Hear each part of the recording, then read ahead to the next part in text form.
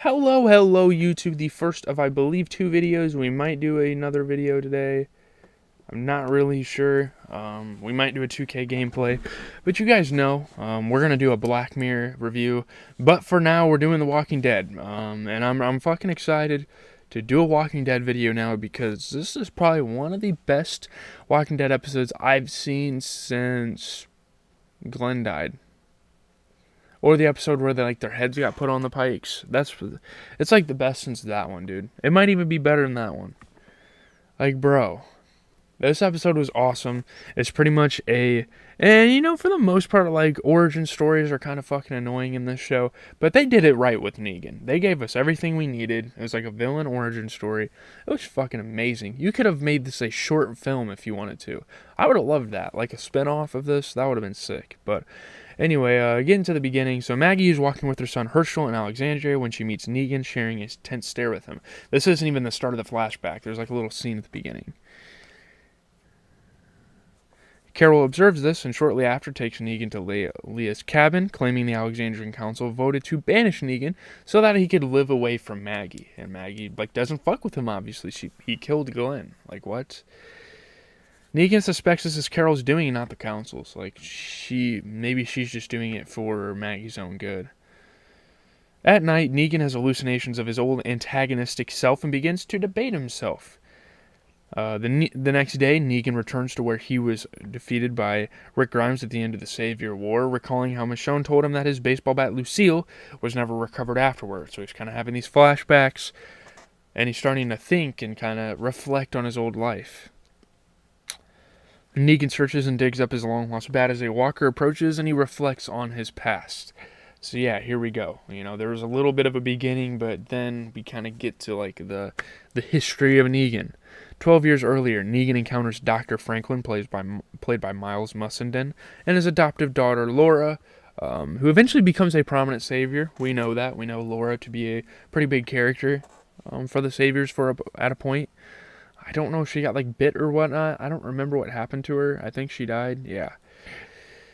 I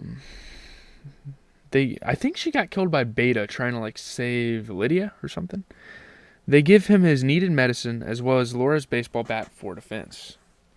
So yeah, they kind of send him on his way. They realize he's pretty troubled, and yeah.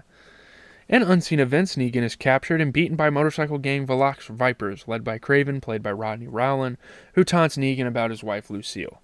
Like, oh, this is her cancer stuff, and he's like kind of like shaking the bag around and whatnot. You guys know what it is. 6 weeks earlier, after society has fallen to walkers, Negan treats his wife Lucille with scavenged medicine, attempting to follow a schedule provided from her doctor. So, the show shows like what he was doing to survive during the apocalypse with his wife. It showed like what happened right when the apocalypse happened, and it showed before the apocalypse. And I think the show did really good at covering Negan, like his past. After a walker is attracted by the noise of their generator, Negan turns it off, hoping that the walker will lose interest and leave. However, Negan falls asleep without turning it back on, spoiling Lucille's medicine, which is stored in a fridge. And yeah, the fridge loses its power, of course, so there's going to be a fuck ton of water. It's going to flood the medicine, and it's fucking ruined. Devastated, he vows to find more medicine, but Lucille reveals she learned of an affair he had before the apocalypse and knows that he is trying to make up for it. She insists that he has already made amends and asks her to be with him as her inevitable death approaches. Like, yeah, there's probably no saving Lucille at this point. Even if they keep giving her medication, eventually the cancer is going to catch up with her because she doesn't have professional medical care. And yeah, you probably could have kept the... at the time, Negan was pretty soft. Like, he wasn't one to be killing walkers. Like, he struggled against walkers, which is why they kept themselves holed up in their house in the early parts. Which is kind of fucking crazy to think that Negan was once like this gym teacher that, had a little bit of a bad side to him. But yeah. Negan refuses and leaves, unwilling to let her die and determined to make up for the past. And it doesn't really matter. It doesn't really matter because we're going to figure out what happens when he comes back with the medicine. So 7 months even earlier, at the apocalypse's onset, Negan is a deadbeat husband to Lucille, obviously played by Hilary Burton Morgan, Having lost his job as a high school gym teacher, he spends his time playing video games, and it's fucking awesome. He's like on a headset talking to little kids. It's fucking hilarious. He recklessly spends money on items, including what would soon be his signature leather jacket, and has been having an affair with Lucille's friend Janine. It's so interesting to see what Negan was before this. I love that the show did this. It was so necessary. He lost his job, I think, for like assaulting someone as well. At some point shortly before the apocalypse, Lucille is diagnosed with cancer and discovers Negan's affair, though she chooses not to tell him that she knows about the latter. She wants their relationship to be a little stable. There's a lot of shit going on, and she cannot afford to lose him, even though he's done some shitty things. Negan's reflection on the past culminates with his reluctant betrayal of Franklin's location, and upon capturing Franklin and Laura, the gang lets Negan go with the medicine. He returns to Lucille to find she has killed herself. Like, no, she wasn't even giving him a chance to save her. She strangled herself. A devastated Negan dons a leather jacket, burns their house down, and wraps the baseball bat in barbed wire, and this is the birth of Negan. He returns to the bar Craven is based out of and kills most of Valek's Vipers, helping Franklin and Laura go free.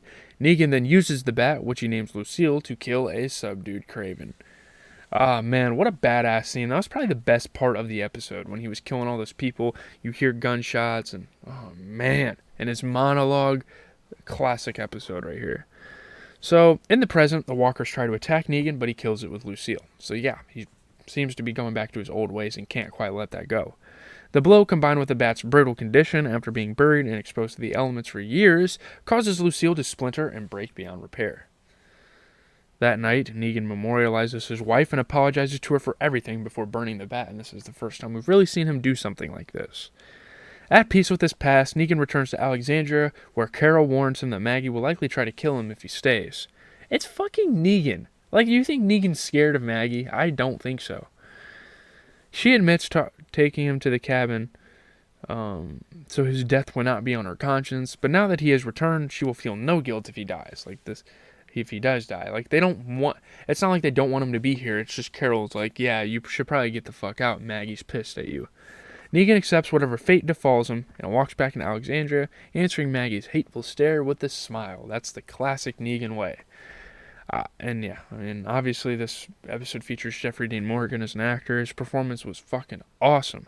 You know, The Walking Dead Season 10, Episode 22 seemed like the perfect place to explore Negan's tortured backstory, and it was, while also teeing up an obvious conflict between him and Maggie for the show's return to Season 11. I love this. I mean, this was one of the best episodes of the series. I genuinely think that. I got an 86%, a 9 out of 10, 14 reviews on Rotten Tomatoes. Jeffrey Dean Morgan's chemistry with real-life partner Hillary Burton adds a bittersweet authenticity to Here's Negan, a strong season finale that brings shades of humanity to one of The Walking Dead's most irredeemable characters. It's a 5 out of 5 on Den of Geek. Obviously, Morgan did great as his performance. With Here's Negan, Jeffrey Dean Morgan was given a major opportunity to show off his acting chops, and he absolutely shines. He's a great actor. Jeffrey is awesome, man. 10 out of 10 on Movie Files, Lyle's Movie Files. Here's Negan provided some stellar context for The Walking Dead's best villain, and in the process provided one of the best, most emotional episodes in the entire series. A+ on FilmSpeak, which is obviously like the highest on their site. It's a series, probably one of the series' best episodes. Again, it belongs on the same kind of best episodes of the decade list that the likes of Ozymandias or The Suitcase seem to dominate. Morgan's performance was definitely Emmy worthy. B+ on the AV Club. Here's Negan makes sense as the final installment of these bonus Season 10 episodes, not only because it's the best of the bunch, but because it effectively bookends the first Maggie-centric episode, bringing their histories full circle. This was truly one of the best episodes of The Walking Dead in years, one of the best since the early seasons, certainly, and the best of these 6 bonus episodes, without a doubt. No competition there. 8 out of 10 on IGN. Yeah, the episode, Lucille is no longer an idea, as Burton gives us a full and vibrant character who can see the good person tucked away inside a bratty, selfish sneak. It's really cool to see us finally meeting Lucille as a character. 5 out of 5 on TV Fanatic. Burton did great as a performance as well, not just Morgan. I think it's fair to say that Jeffrey Dean Morgan and Hillary Burton Morgan deserve all the awards for their work on Here's Negan. And some people didn't like that the episode decided to use multiple flashbacks within flashbacks. And they seem to be uneven. They're much more awkward than compelling. The only gripe I have about the episode is that it just kept flashing back, and you're like, damn it, man, just like play the current flashback. I think that's the only thing. But what was portrayed in the flashbacks was amazing to me. I really enjoyed it. I'm not like jacking off, by the way. I'm like tapping my foot. I know it looks like my chair's shaking because some like violent actions going on down here, but that's okay. Well, let's move on. Leave a like, comment, subscribe if you enjoy these type of videos. It is GZTV, obviously covering your favorite TV shows. We've done Breaking Bad in its entirety.